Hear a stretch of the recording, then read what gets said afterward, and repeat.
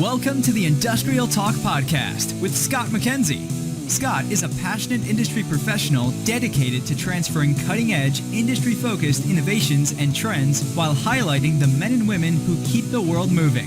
So put on your hard hat, grab your work boots, and let's go. All right, thank you very much for joining the Industrial Talk Podcast, the number one industrial-related podcast in the universe. Absolute honor that you have joined. And this is where we celebrate you, the industrial professionals, the companies that get it done. You're bold, you're brave, you dare greatly, you just innovate like nobody's business. You're changing the world and you're changing lives. Thank you very much for what you do. We are just absolutely proud that we can call you family. That's right, here on the Industrial Talk Podcast. Heroes of Manufacturing is on the docket today. We're going to be celebrating another incredible company by the name of Cotsworks. That's Cotsworks, founded by a gentleman by the name of Ken Applebaum. Let's get going. So, the COVID two-finger death punch just popped us upside the head in a big way. And manufacturing has just grabbed the flag and moved forward. They're just constantly moving forward. They have to. It's amazing how fast they've adapted to this challenging marketing and in this environment. They're dedicated to survival, right? Not just their survival, your survival. They're dedicated to rebuilding. They have to be a part of rebuilding. Survival, rebuilding, and then hopefully prospering in the future. That is what they're all about. They're doing everything they can. I guarantee you, man, I have never in my entire 25-year life, that's a lie, by the way, but nonetheless, I'm going to go with it, seen so much impact of an event in business globally. It's just been amazing. But, you know, the inspiring stories that come out of manufacturing has been just amazing. The team at Cotsworks, they got hit, just like everybody else that's been on the Heroes of Manufacturing, and yet they're bold. They're just making it happen, and it's just so it's just an honor to be able to know these individuals, these companies, and the women and men that make my life better. And if you're looking out on the videos, I've got the Heroes of Manufacturing shirt, the official one, ready to go. On the front, it just says HM, and it says hashtag manufacturing hero. And then on the back, Heroes of Manufacturing, keeping the world moving. And that's exactly what manufacturing does, because without them, our lives, it's a bit different, right? If I couldn't get my Worcestershire sauce, I'd be upset. But because of manufacturing, I can get my Worcestershire sauce. And I don't even know how to spell Worcestershire. So anyway, that is what we're talking about here. Now, remember, everything that we do here on the Industrial Talk Podcast is focused on a couple of things, and I want to make sure that you take note. Once again, we're going to be highlighting individuals such as like Ken Applebaum that are dedicated to surviving this challenging time and rebuilding in this challenging time, because they're going to come out on the head. They're going to be prospering in the future, and that's what we always want to be able to highlight.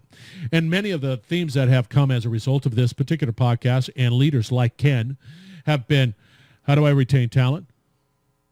How do I manage my risk? How do I save money because I need to? How do I make money because I need to? What are the things that I got to do? And how do I create a business that's more resilient going forward? And it has to happen. So to do that, we've got to take note, collaborate, not just internally, but externally. We've got to just bring on that humankind, man. Let's collaborate. Let's get some answers. We've got people that want to help. Let's innovate. So we got collaboration, innovate. And how do we innovate? Not just from a technology point of view, which is real important, but also just from looking at your business and how do we innovate all the way across in our sales, in our marketing, in our operations, every part of your business. How do you innovate? How do I educate? Things have changed drastically out there. Where do I get information? What do I do to get that information? Do I just go out on Google and I sit there and I search? Or is there places to go that I can just get really sound educational insights into not just, you've got digitization, Industry 4.0, all of that stuff that's out there. Where do I go? What do I do? How do I sell more? How about that one? And then how do I do it with a sense of speed? And how do I get past the fact that I'm going to probably make mistakes, but I really don't care? Because you got to keep moving. We depend on you. We depend on all the industries. We depend on all the manufacturers out there, because you're integral to this economy. You're integral to lives, families. Oh, it goes on, and it's global. Not just your little part of the world. It's a global impact. So keep that in mind. Always continue to try to look at options for just surviving, rebuilding, and prospering. That is a big deal. All right, on to the interview. Heroes of Manufacturing. We feature a gentleman by the name of Ken Applebaum, founder of Cotsworks. He is just talking about the impact that COVID has had on him and his company, his team, and how he's pulled it together. It's inspiring. Thank you very much again for joining the Industrial Talk podcast. Enjoy, Ken. Ken, welcome to the Industrial Talk podcast. Absolute honor that you have joined this particular podcast that's celebrating the heroes of manufacturing. How are you doing today? Very good. Good to see you. I got to tell you, man, we've had listeners out there. We've been having a great conversation to this particular podcast, and this guy's, in my mind, an absolute rock star. Not just because he's a manufacturer, not just because he's changing the world through his business, Cotsworth. Did I get that? Cotsworks. That's Cotsworks. But he's also a Star Trek fan, and I'm a big fan of Star Trek. So anyway, hey, for the listeners out there, Ken, give us a little 411 on who you are, where you come from, and why you're such a great professional. And then we're going to start talking a little bit about heroes of manufacturing. Well, okay.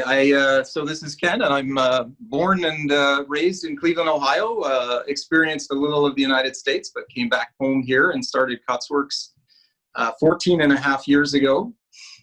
Very proud of what we're doing, which is to try and develop optoelectronic products that will change the way airplanes are made and reduce the weight of the airplanes. And it's a mission to change how an airplane is designed and built using fiber optics, with the environmental impact of making an airplane lighter and reducing carbon emissions across the world's commercial airline fleet that would equal the emissions of the city of Cleveland. So we're trying to work locally to bring about change globally.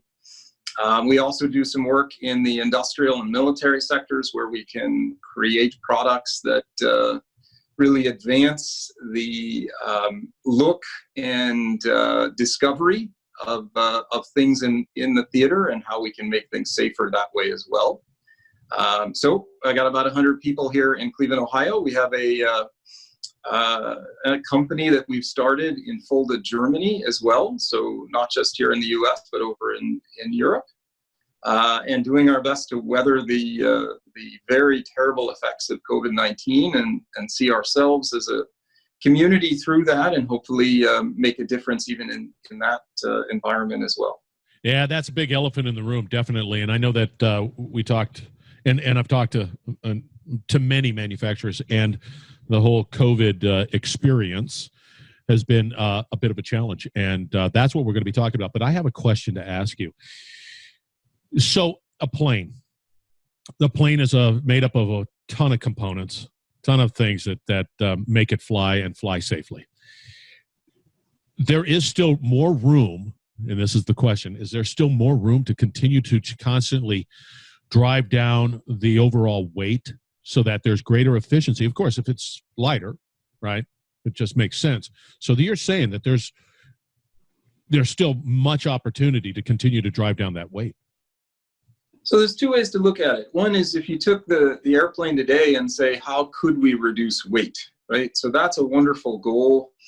And perhaps a vision of that is an aircraft that is as light as possible to carry the number of people needed and be cost effective, and not have a negative environmental impact. So how can we, over the course of many years, not just tomorrow, but many years, say, at a certain point, traveling the globe will be nearly neutral in terms of its environmental impact, right? How do I get to see a friend over in New Zealand and not have a negative impact on the environment in getting there, right? Because I'm a human being. I want to go see my friend. I want to go see people around the world and see other cultures and meet these people and do business around the world. But I don't want to harm my planet doing it. So this is one goal. How do I make that happen? The other is, how the heck do I make flying nicer, more comfortable? And, that does mean high-speed internet. It means better services. It means better safety. It means a more comfortable cabin. So how do I get those two things to intersect at some point in the future where I have a great travel experience, but also one that is environmentally as close to neutral as possible? I think fiber optics can do that in the sense that it makes the plane lighter and it enables more services for the passenger while doing it. And so that's what I believe in, and that's the goal of the company. See, that's interesting because it's there, of course, the environmental and the positive impacts associated with that particular drive, that purpose, that focus. But it makes good business sense, too, I would imagine. If my asset, my plane, is lighter, I consume less fuel.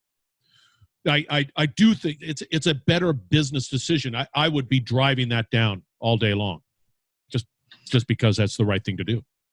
Yeah, the environment is not simply a social issue. It is ours to utilize, but also ours to protect at the very same level. We can't, we can't simply say, "Oh, I'll build this new thing," without thinking about the resources we need to make it and the effect of it.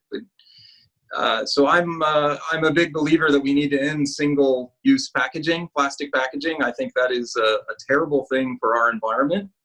And I think about our kids and the next generations and how we shouldn't use stuff in litter for their future. Using fuel to power these planes, we've just got to find a better way so that we can go see our friends and family around the world without having a negative impact. Yeah. Noble, baby. All right, let's get on to the heroes of manufacturing real quick. Now, your company, elephant in the room, impacted by COVID, without a doubt. What have you in your business? What have you had to do to sort of cope with the changes? It's been dramatic and acute. March 16th is a day that I will remember for the rest of my life. That was the day I realized half my business was gone, and it really was waking up and going, 14 years just evaporated, or at least half of what I've done in 14 years. We've had to change. And the kinds of things we've done, we've switched to a business model in aerospace that used to be at least 1 year, if not 2 years or 5 years, to 2 weeks. And every 2 weeks we reassessed the business. And it was a top-down. The whole management team would look and say, what are we doing? What's working? It was exhausting. I mean, we would start on Monday morning with phone calls across all our directors, and we would make what we called distributed decision-making, where we would start and say, what do we know? Get the feedback up and down, left and right across the organization, and then say, well, whatever we were doing before doesn't necessarily work.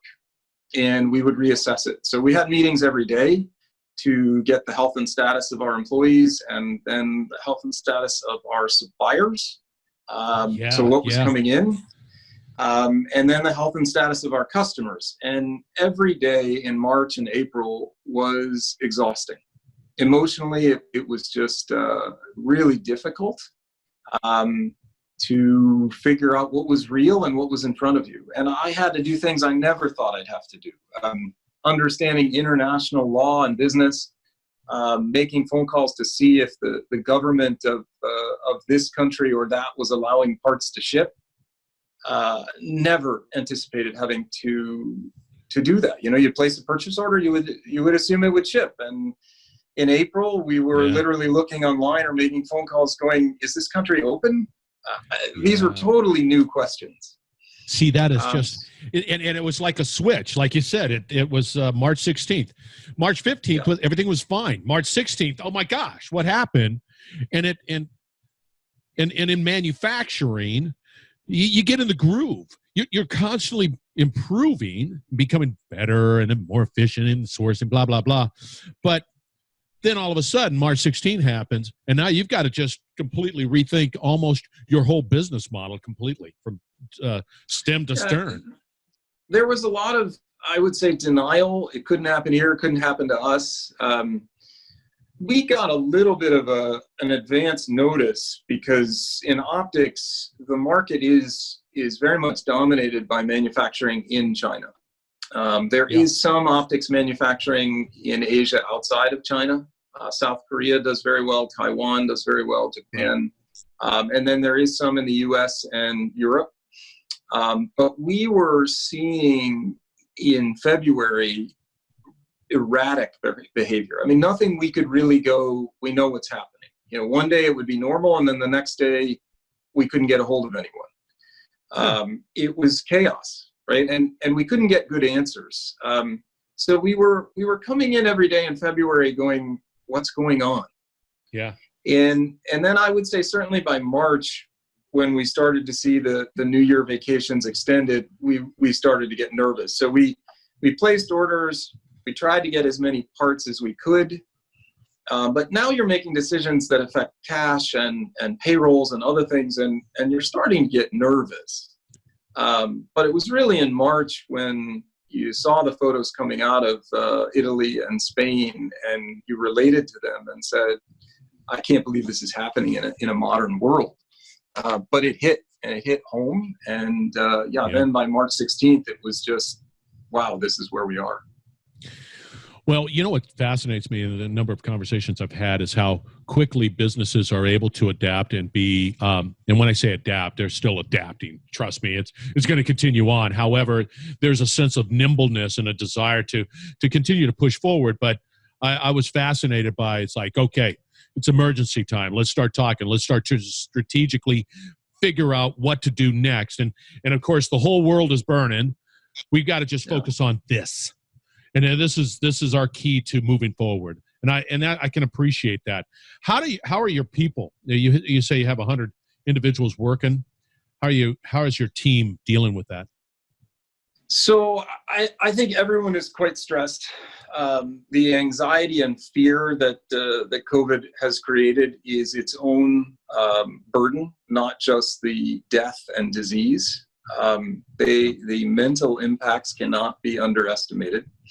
I think we've had to be more forgiving on a management level and say we all have to get through this. There is a point in time in the future where we're not going to say life is normal, but we're going to say life is better, and we can get to that point. We did a lot of things, the distributed decision making, the meeting every morning, the 2-week business plans.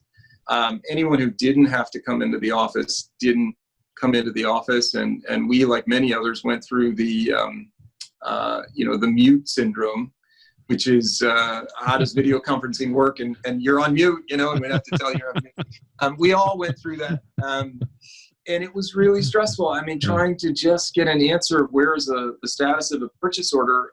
It took a conference call. It took more than one conference call. Nothing was easy. And we went to a 4x10 shift. And we did that just keeping the manufacturing folks here and trying to spread them out and make them as safe as possible. So what was once one area with 50 people became 2 areas with 50 people. We did some other things. We put up copper sheeting between workstations because copper as a metal is not a surface that COVID-19 lives on. And so we have this really cool science fiction-like place here. You walk around and there's these walls of copper between people. We went to a 4x10, and the status or theory there was you're driving in early, you're driving home late, you're not around other people. So we tried to protect our employees that way. And we really tried to say that when you come in on Monday, we've deep cleaned the place Thursday night. It's been closed for 3 days. It's as safe as we humanly know how to make the facility. And you can go anywhere in the world, in your neighborhood, and there's risk. If you come into Cotsworks on Monday morning, it's a safe place to go. And that was our goal, is to say to the people building the stuff, because we had to keep the wheels turning.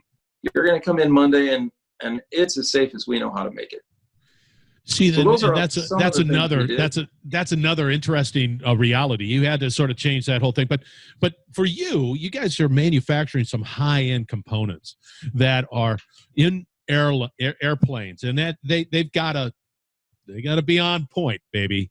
And I would imagine your facility is relatively clean in the beginning, and so you're used to it. But now you've just went that extra step.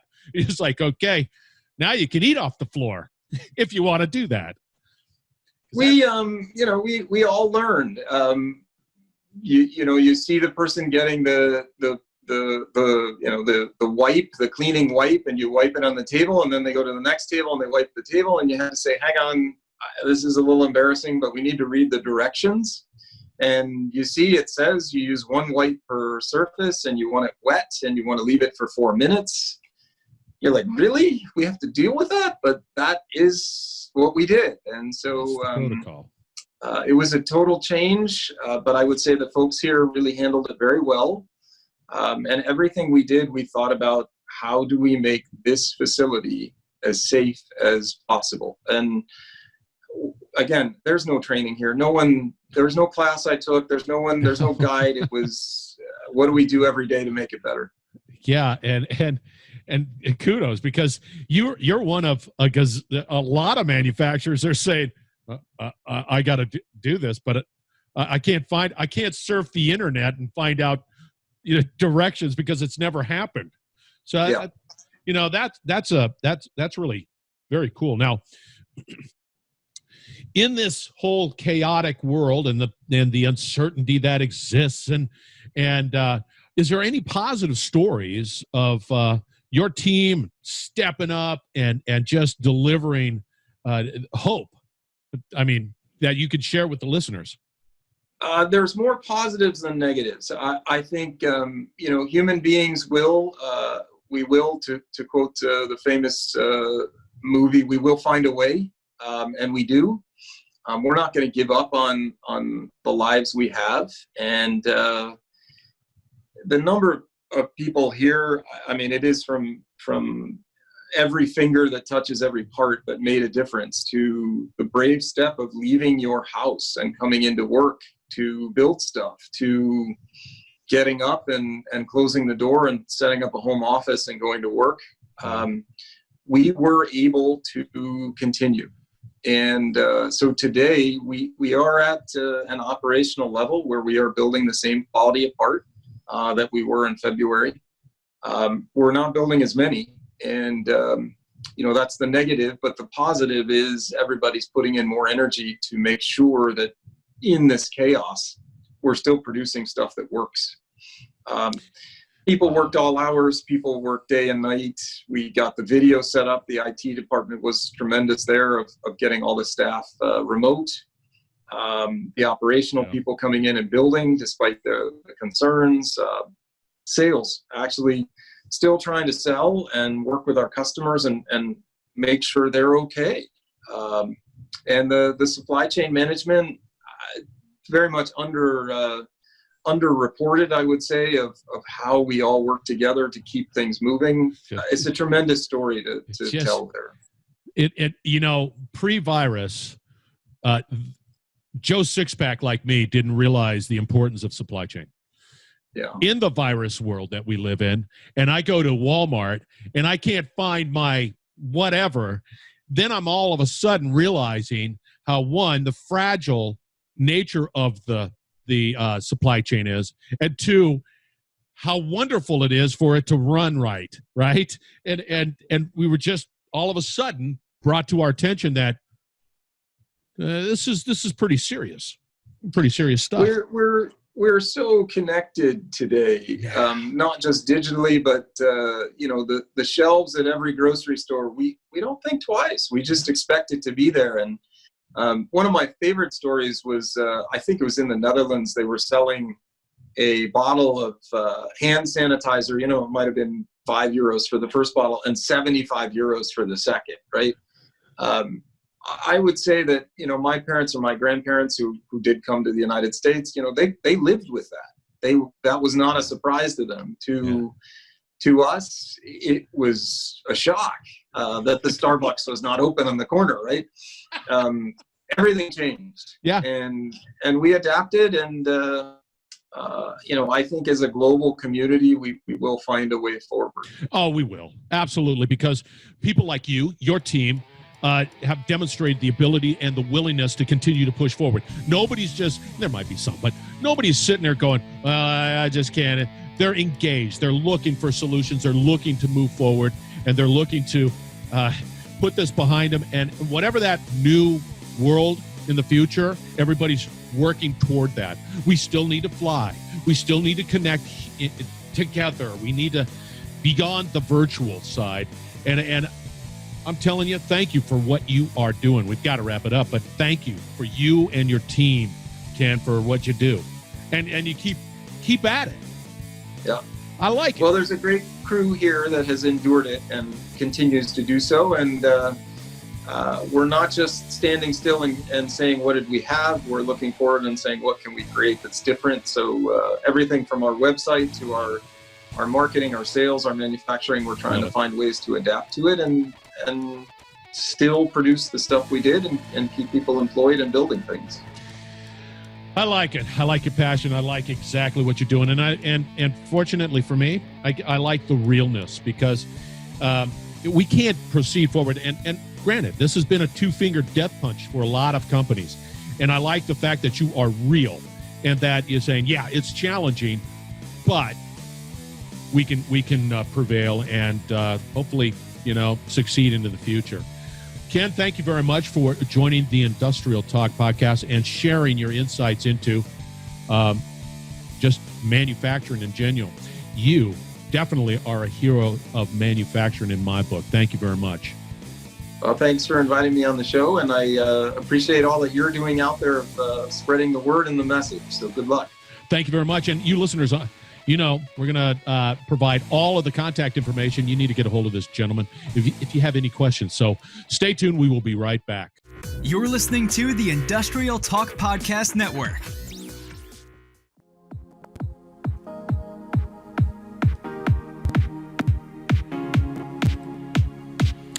All right. Once again, thank you very much for joining the Industrial Talk podcast, where we celebrate the heroes of manufacturing. Hashtag Manufacturing Heroes. Find it out there on LinkedIn.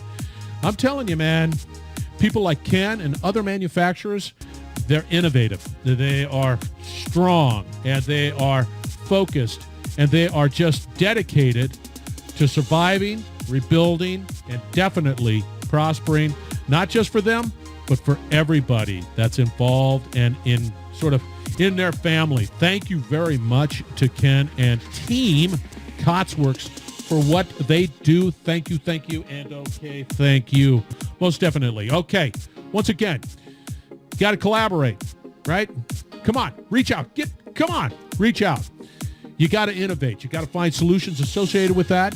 You've got to not just be innovative when it comes to your operations, but what are you doing differently from sales and marketing? What are you doing from a leadership point of view? You got to educate. You got to change things up. You got to do it. We depend on you. This is so important. You guys are heroes. Every single one that listens to this podcast are absolute heroes, and we thank you each and every day. All right. We got another interview coming up just right around the corner. It's going to be a Heroes of Manufacturing. We're going to be talking E-Kaizen with Freudenberg Medical. Be bold, be brave, dare greatly. Change the world. That's what you guys are doing. Thank you very much. Take care.